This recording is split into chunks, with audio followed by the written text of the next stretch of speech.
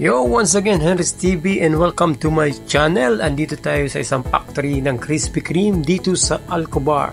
Ipapakita ko sa inyo guys kung paano pinaproseso at ginagawa ang aming donut.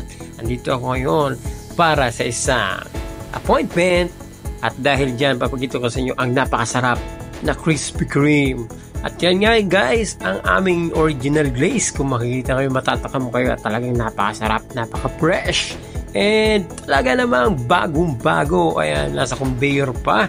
At talaga namang super fresh. At paglabas dyan sa conveyor na yan, pag tinikman mo ang freshly baked na glaze, talaga namang mapapawaw ka. At dyan nga pinoproseso at ginagawa ang original glaze. Talagang napakasarap yan guys. Walang halong biro at talaga namang napakasarap. At paglabas pa lang dyan, galing sa conveyor na yan, pag nalagyan na yan ng glaze at pag kinuha mo ang isang piraso niyan, naku po, talagang napakasarap niyan.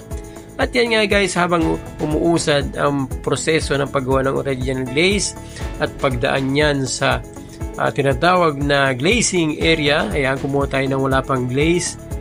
Ayan, dire-diretso yan ang isang daang-daang donut para i-process sa paglalagay ng glaze. Ayan, habang ang bagong dough ay lumulutang sa kumukulong mantika.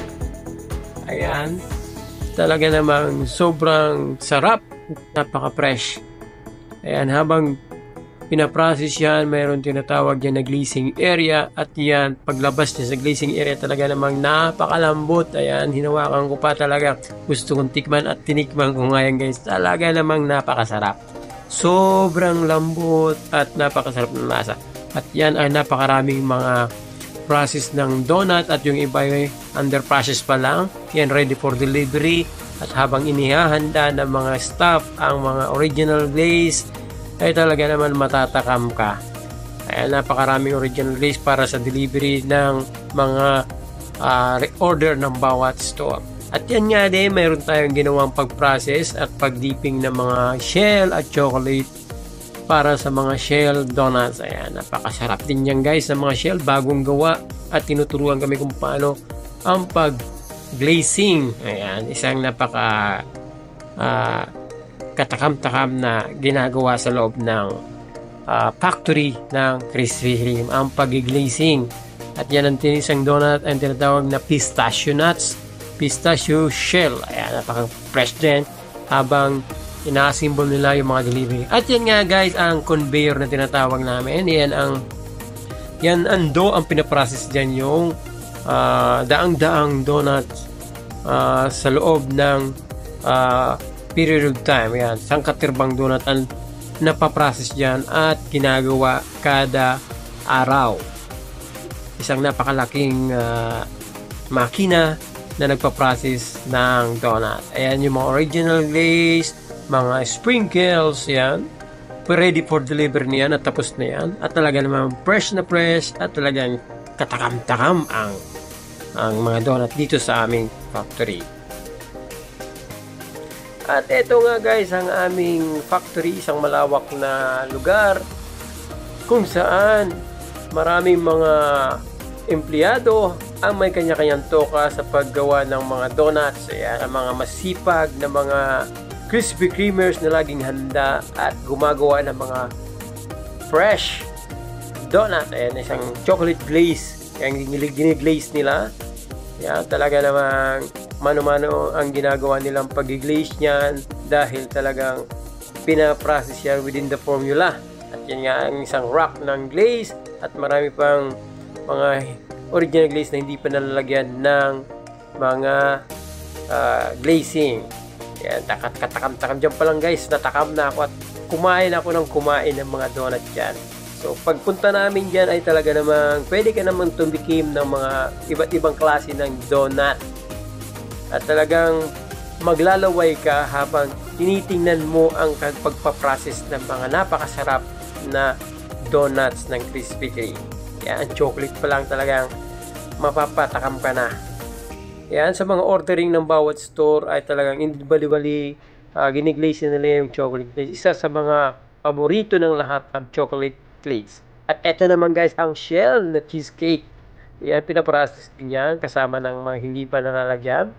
At dito yan pinaprocess guys ang cheesecake. Meron silang shell dough at dinidip nila sa napakasarap na cream cheese.